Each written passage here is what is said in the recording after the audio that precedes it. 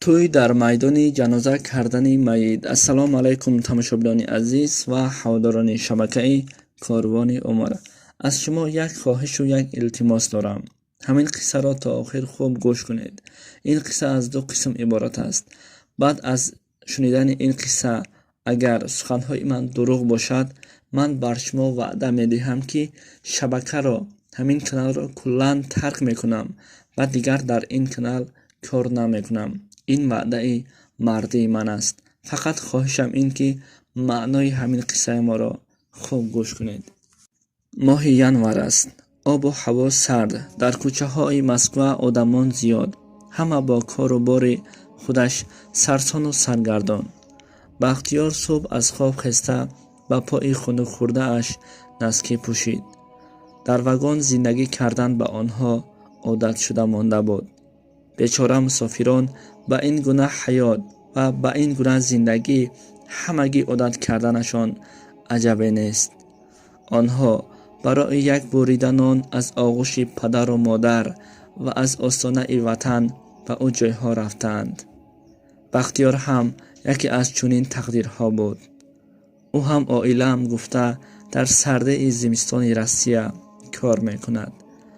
از یک سو درد و غم و یاد پدر و مادر، برادر و خواهر، او با همین حال و فکر روزش را میگذراند.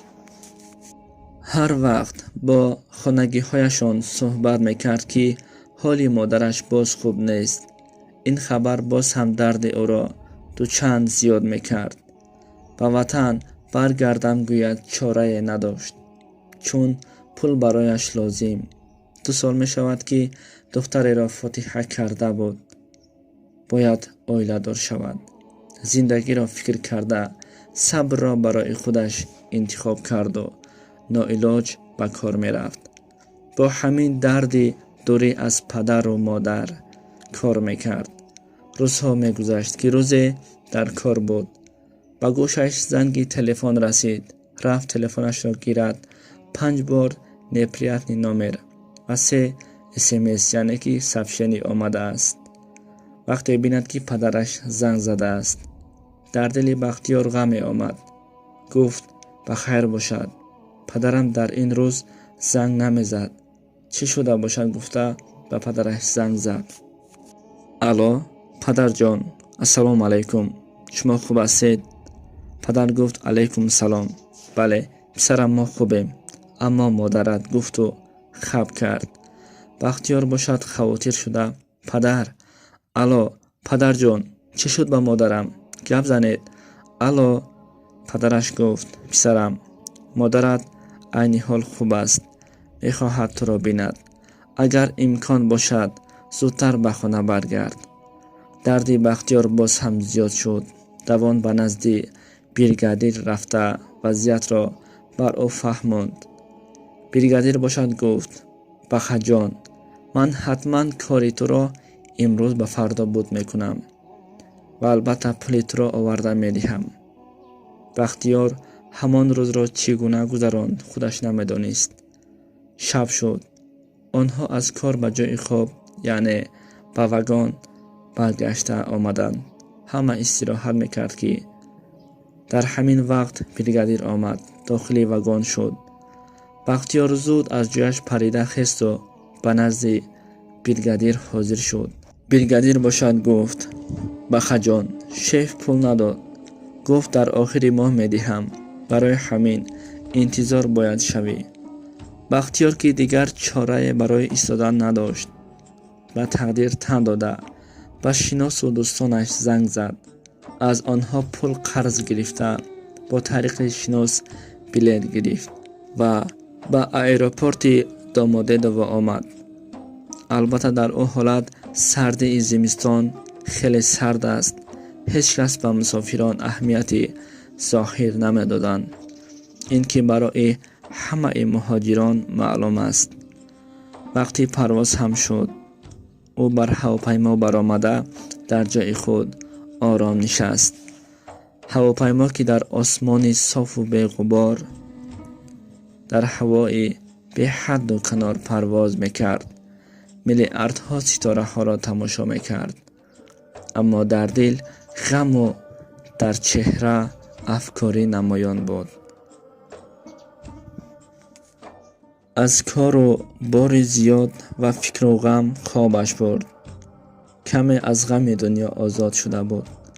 بعد از چند صدای آمادگی به فرآمدن هواپیما او را از خواب بیدار کرد و از بالا وطن را تماشا میکرد که وطن به نهایت زیبا میتافت. شاد شد و خوشبختانه به وطن هم رسید. در داخل ایروپورت تاجیکستان کارمندان آنجا صد نکند هم دل صاف دارند و معامله خوب میکنند و از ایروپورت بیرون شد و چقور چقور نفس میکشید. میگفت جانم فدایت ای وطن. یک تاکسی را گرفت و روان به خانه اش شد. راه که دور نبود، اما بختیار میخواست هر چند سرعتی ماشین را بلند کند و زودتر به خانه برسد به نزد مادر مهربانش. و الکی به خانه هم رسیده آمد. صدای سیگنال ماشین به گوش پدر و مادر، برادر و خواهر رسید. آنها از خانه بیرون شده بینند که بختیار از ماشین فرآمده ایستاده است. شاد شده او را به آغوش گرفتند. یک خواهر و دو برادر و پدرش بود. مادر باشد در داخل خانه انتظار به آنها سلام علیک آغوش به آغوش کردند.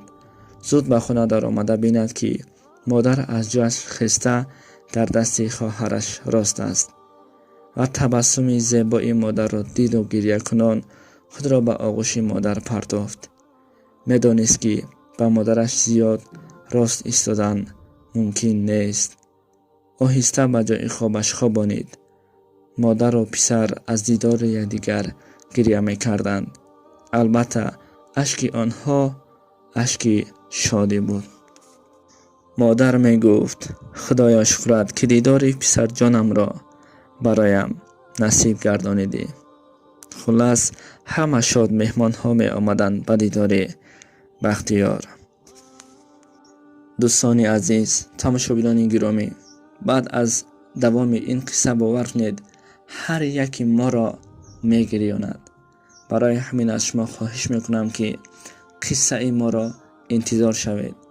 قصه نوبتی ما، یعنی که دوام همین قصه در نوار دیگری ما می شود.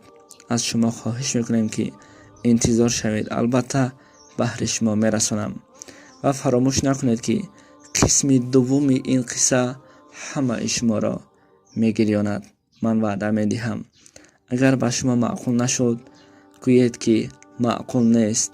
اگر معقول شد در کامنتر نویسید تا انتظار قسم دومش هستیم.